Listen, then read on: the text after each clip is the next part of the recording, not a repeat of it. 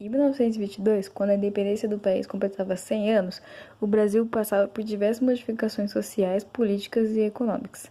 Advento da industrialização, fim da Primeira Guerra Mundial. Surge então a necessidade de recorrer a uma nova estética, e daí nasce a Semana da Arte Moderna. Ela esteve composta por artistas, escritores, músicos e pintores que buscavam inovações. O intuito era criar uma maneira de romper com os parâmetros que vigoravam nas artes em geral. A maioria dos artistas era descendente das oligarquias cafeeiras de São Paulo, que junto dos fazendeiros de Minas formavam uma política que ficou conhecida como café com leite. Esse fator foi determinante para a realização do evento, uma vez que foi respaldado pelo governo de Washington Luiz, na época governador do estado de São Paulo. Além disso, a maioria dos artistas, que tinham possibilidades financeiras para viajar e estudar na Europa, trouxe para o país diversas tendências artísticas. Assim foi se formando o movimento modernista do Brasil. Com isso, São Paulo demonstrava, em confronto ao Rio de Janeiro, novos horizontes e uma figura de protagonismo na cena cultural brasileira. Para Di Cavalcanti, a Semana de Arte seria uma semana de escândalos literários e artísticos, de meter os estribos na barriga da burguesiazinha paulista. Foi assim que durante 3 dias, 13, 15 e 17 de fevereiro, essas manifestações artísticas, política e cultural reuniu jovens artistas irreverentes e contestantes. Os artistas da Semana de Arte Moderna de 1922 pretendiam apresentar ao público brasileiro as novas tendências artísticas do início do século XX. Na Europa, movimentos como o cubismo, futurismo e expressionismo contestavam os valores tradicionais da arte. As obras expostas na Semana de 22 tinham caráter inovador e, portanto, antiacadêmico. Desse modo, o evento tinha como objetivo estimular a produção e a valorização de uma nova arte nacional, condizente com a produção artística europeia. Era preciso repensar a história do Brasil e os valores tradicionais dessa nação. Música, poesia, pintura, dança, entre outros, foram apresentados durante o período. Apesar de inspirações europeias, a proposta foi explorar a brasilidade e valorizar o território nacional como berço de expressão cultural.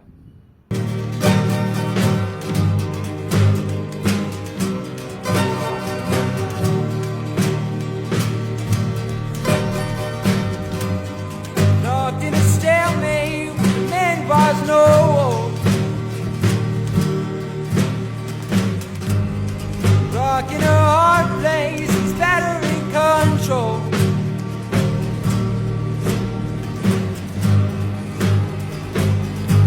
What am I waiting for? A participação feminina na Semana da Arte Moderna. Este ano comemoram-se os 100 anos da realização da Semana de Arte Moderna de 1922, um evento conhecido por ter mudado os rumos das artes brasileiras, mas que também tem suas origens ligadas à Europa. Num país permeado pelo colonialismo até hoje, não é de se espantar que as expressões artísticas também estivessem submetidas aos gostos e pensamentos europeus. Também em 1922, ser mulher significava enfrentar muitos desafios para se fazer ouvida na sociedade. A política, a religião e as artes eram espaços pouco frequentados por nós. As mulheres ainda não podiam votar e nem trabalhar sem autorização expressa dos maridos ou pais, que tinham o respaldo do Código Civil para controlar o salário que elas ganhavam. Inclusive, hoje em dia, a situação é bastante diferente. Ainda que os desafios não tenham deixado de existir, se as coisas mudaram foi também porque as mulheres do passado abriram o caminho para que hoje pudéssemos nos expressar artisticamente.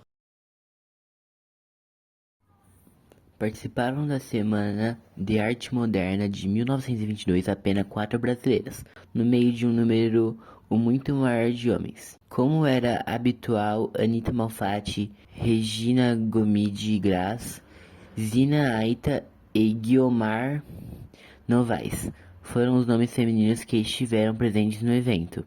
Além da dificuldade que encontravam para entrar nesses espaços, havia também uma distinção entre as artes, apropriadas para os homens e para as mulheres. Mulheres deveriam escrever poemas, tocar instrumentos musicais delicados e pintar aquarelas, que deveriam ser tão suaves quanto sua personalidade.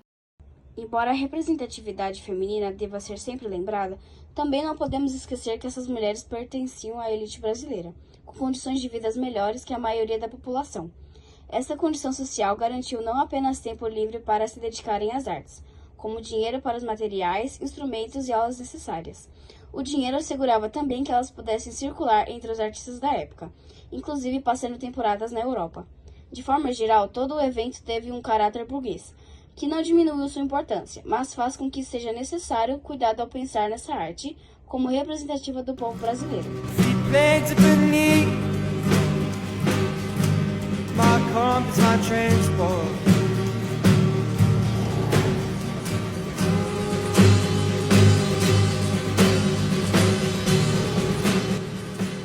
Marcado por controvérsias, a Semana de 22 é ainda hoje objeto de estudo para artistas e pesquisadores que, de diversas formas, refletem sobre os processos artísticos propostos pelos primeiros modernistas, também chamados de modernistas canônicos.